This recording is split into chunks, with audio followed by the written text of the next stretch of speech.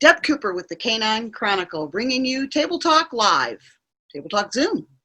I'm here with Terry James, who has worked his rear end off trying to get the Learning Cluster, which is going to be happening this coming weekend in Oklahoma, going.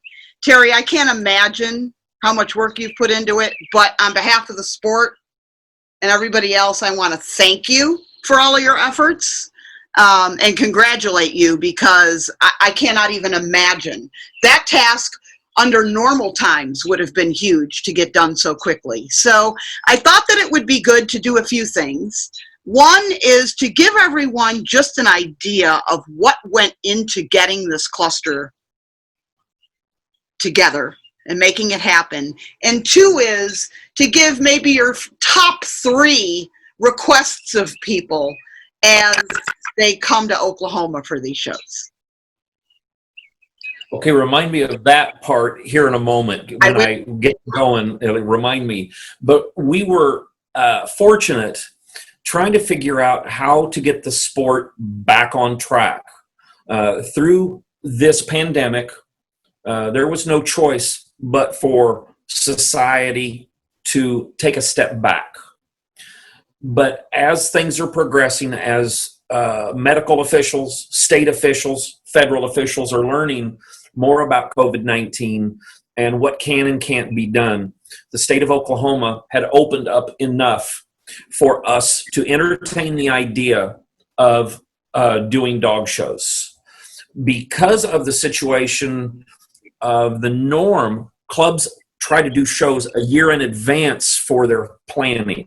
Mm-hmm. Well, we had a few weeks in advance to work with, because an opening, we started looking around at the different show sites available to us, and the glaring spot that came open at the last second because of circumstances was the Lazy E Arena in Guthrie, Oklahoma. Guthrie is about 30 miles from our office.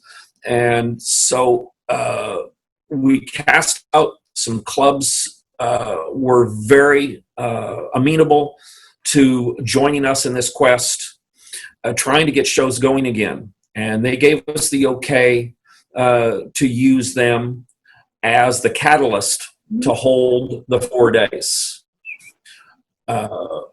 Once they said yes, the American Kennel Club also was very helpful in getting approvals done so that the event could take place. Well, dog shows have not been held at the Lazy E Arena but one time, as I remember, many, many years ago. So we had to do all of the legwork to see what would work at this facility, find the hotels that would and would not take dogs, do all the things a normal kennel club does. And we did it in under 2 weeks. Found all of the spots, worked with the facility, and the Lazy E Arena can be nothing but a positive for any event, whether it's dog, cat, or horse. They are a primo facility with the best interests of livestock at heart. Awesome. They truly a first-class place to hold an event. So we got everything together. We then started entertaining what judges to use. Our first thought was judges who lived within driving distance. So that, because we were concerned about the airlines on whether they would be canceling or not, based on the number of cancellations they were having up to that point. And so we started contacting people. We started then had to look a little further out, and we found the judges that we now have.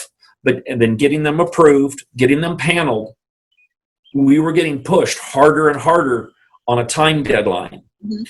In steps, by our request, the Southern Handlers Charity League, a very, very great group of individuals who are using charity, their part in the dog show world to produce charity, I should say, to help anybody in need in the sport. And it doesn't mean just because their name is the Southern Handlers Charity League, they've helped people all over the nation with any kind of monetary need, whether it's a death in the family, getting somebody home from a faraway place, whether it's floods, whether it's motorhome or vehicle breakdown. Anybody attached to the sport can be assisted by this group. So they have just time after time helped clubs do their events, and then clubs give them a donation. And they've held raffles. They've done a lot of things to raise funds. Well, they joined in with us because they're going to get a donation to help further their cause. So they started advertising for us before the premium list was even done, before we were ready to open up entry. They started talking about it. Well, they took the brunt of all the questions, which there have been a plethora of. Even today, people are concerned about how and why we're doing this show in these conditions. So the Southern Handlers has been on the front end of this, answering those questions that were not rule related or Onofrio related. They've done a great job for us. Great. So at the last minute, at the point where we had to get it done, we were able to open the show up for entry, and it did close very quickly, simply because we were the first show back since shows quit. The weekend of, we had shows in Texas, there were shows in Louisville, Kentucky. All these shows, our shows in Texas, were fortunate enough to finish. The shows in Louisville were not able to because of the situation that they were in. And so those were the last shows here in the United States of all breeds. Well, the interest in people coming back based on lots of different criteria, we closed quickly. And working through all that and working through the continued efforts of the state, the local government, and I want to go back on that with you here in a moment. But it's been quite an interesting ride getting this show done. As this is a Wednesday that you and I are talking, we'll start working at the Lazy Arena tomorrow afternoon on a Thursday to then open up for Friday afternoon for the exhibitors to come in and hold the show Saturday, Sunday, Monday, Tuesday. The state and local officials have been nothing but supportive as much as they can be given the pandemic. We were told it was an okay to go as long as we did certain things. The Lazy Arena itself is under some criteria, and they passed it on to us. So we'll go into that in a moment, but basically we have to social distance or wear masks. So like I say, we'll get into that. But when we talk to the governor's office, and we talk to them because there is a misconception that there are 6 states that people must quarantine themselves when they come into the state of Oklahoma for 14 days. And what people aren't realizing, and this includes all travel sites, the USA Today newspaper has it wrong. Lots of different places still have this travel ban in place. It was a 30-day travel ban starting in the 1st of April, and it ran out at the end of April because the way the governor's proclamation was set, it was for 30 days. He did not re-up it, so it went away. And all these different entities don't realize it went away, so there's been a lot of talk on social media that we're doing this event in the face of these 6 states of people that can't come here. Well, unfortunately, that's all wrong, but the governor did let that die. For whatever reason, he put it in effect and he let it go. So that's been a misconception that we've been facing and answering a lot of questions on. But the governor's office did a proclamation welcoming us to put their stamp of approval on us having this event. It's important to the state of Oklahoma that we get the economy going again. And we're so fortunate to have the people bringing those 1,200 dogs and spending their money in the state of Oklahoma. There you go. Did you have to, I know when I was helping Nina with the legislators in Ohio, we tried to come up with some numbers about, how much income, it will bring to the county because, money talks. So, I don't know if that was something that you used or not, but, I know that there are a lot of other clubs out there. There's one in another county in Ohio right now that's in between Canfield and Lima that can't get approval. Well, is the monetary effect on a community something that's pretty significant and trying to move it forward? Well, it is significant, and we did not have to do that here. We were fortunate that we did not have to do an economic impact, but I'm helping some shows in San Antonio, which are in a few weeks. Right. They did exactly that. Yeah, I mean, I think that, so that the governor's office in Texas could see what the, say that again, I'm sorry?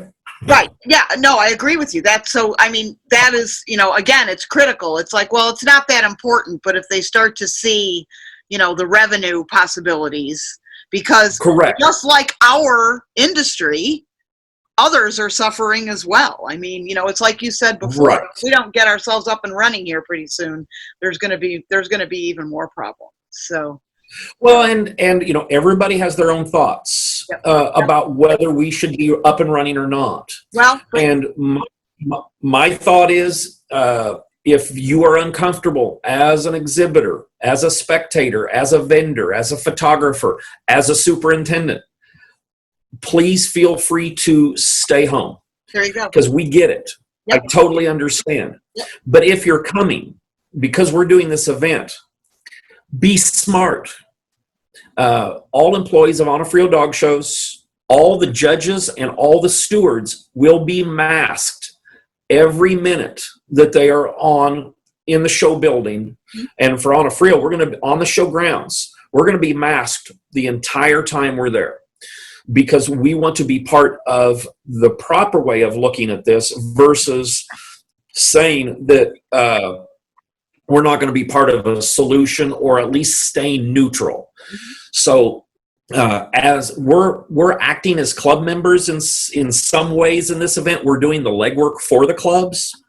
And so we're going to be sanitizing surfaces all day, every day, making sure that people don't leave behind anything that we might not want to let be left behind. We're going to be cleaning. The Southern Handlers Charity League is going to be helping us keep things sanitary. We're going to be reminding people not to stand too close to each other. Since masking is a recommendation here and not a must, we're doing one day with masks because this is called the Learning Cluster.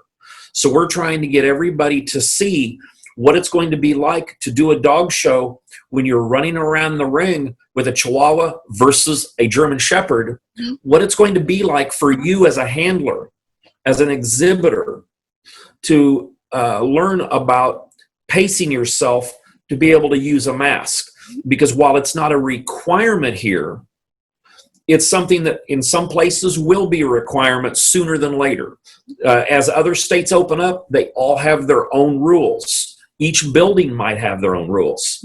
So we're going to be doing armbands a different way. We're going to be doing ribbons a different way on some of the days. The judges have already signed off that their ring procedure will be different based on what we do so that we can try different things.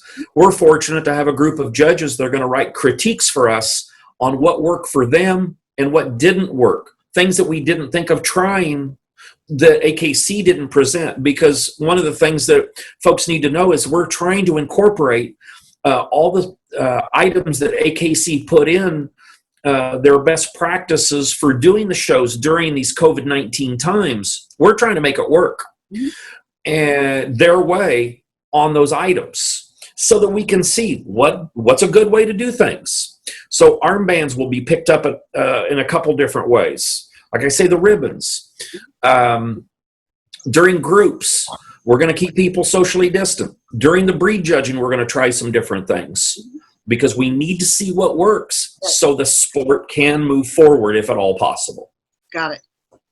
All right. So, I mean, this is great because those who are a bit concerned can hear that you guys are doing everything in your power to keep people safe, to keep things clean and sanitary. Now, let me ask you, what are the 3 top things that you would ask of exhibitors and people coming to the show? Number 1, be smart, which we touched on. Mm-hmm. Stay away from each other. The grooming spaces, we're going to space grooming spaces 6 feet away from the next person. All the reserve grooming in the main building, there is a 6-foot separation between all grooming spaces. Either crates back to back so the people are away, or aisles are in place that are closed off so that everybody's 6 feet apart. In the unreserved grooming in the other building, we're going to put a person down. When we're set on where they're at, there's going to be a 6-foot X on the floor. Nobody can set in there and so the next person can have a spot. So, but be smart. Stay socially distant. Remember, it should be a no-hug zone for the weekend, even though you haven't seen somebody for these number of months. The shaking of hands, the hugging needs to be gone for the time being. And that's hard. For those of us that are used to doing those courtesy things, we got to be smart. The main thing is patience, because we are going to be asked to do things and operate a show differently than we're all used to doing them. We must have patience with the situation and with each other. And then the third thing, it goes right along with patience, is have a filter. Have a filter on what you're saying to each other. Because in these pandemic times, what I have personally seen on social media, on interviews, and in telephone calls, people's filter has gone away. And sky seems to be the limit on negativity. And we need to be more patient / positive with each other as we deal with things. And for two more things I wanted to bring up that we have instituted, we're starting this weekend. Number 1, judges' sheets will not be available for people to look at and touch for the first time ever at one of our shows. But what we're doing is you're going to be able to look at them online. You're going to be able to look at them from our website on the homepage. You're going to see a spot to click, and each hour to 2 hours, we're going to put a new batch up, scan them in, and so you'll be able to see what happened. And if you want to check your judge's sheet to make sure, like you're supposed to, that the judge marked the wrong dog, the right dog, winner's bitch, or whatever, you can look at them. So we're going to scan those sheets in for you to look at, because again, people are worried, concerned about multiple touches on items. And the second thing is the catalog will be up to look at online in the morning. So we are not going to provide what we call the look at catalog at our table. We're not going to be doing multiple touches on any items that you would have at a superintendent's table. If you want a judge's sheet, if you want a sheet to move up your dog, if you're lucky enough to need to move it up over the 4 days, we're going to hand you a sheet to fill out. We're not going to have a pad of forms for you to look at. Right. And then we're going to have hand sanitizer in multiple places. So if you feel the need, we've handed you that sheet and you're concerned, by all means, hand sanitizer will be there for you. Use it often. Go wash your hands often. Wear a mask. We're going to have spots on the floor, just like now at restaurants or at any place you go. If you've been out and about, we're going to have 6-foot separation between people waiting to talk to us. When you pick up armbands at a central desk, which we're going to do a couple of the days, there's going to be 6-foot spots where you're going to have to wait to get your armband but 6 feet apart, because we're believing in we must be smart on how we do these things. So there's a lot of new coming, and I would imagine all superintendents, all clubs will be trying different things. And hopefully between all of us, we're going to hear about what each other is doing, and we're going to be able to come up with some new ways to make people safer and more comfortable to come to these events. Awesome. Awesome. Anything else that you want to say to folks as they head out to come see you? Yes, I want to say be safe, come back to dog shows, be smart about attending, and we miss you all, and we're looking forward to see everybody. Terry, I miss you like crazy, and I thank you so much, not only for this, but for everything that you've done. You've done a hell of a job. My hat goes off to you. Thank you so much. Thank you so much. Guys, Terry James, he's still standing, and you guys that are going to Oklahoma get to see him real soon. So we'll be back in touch with you soon. Until next time.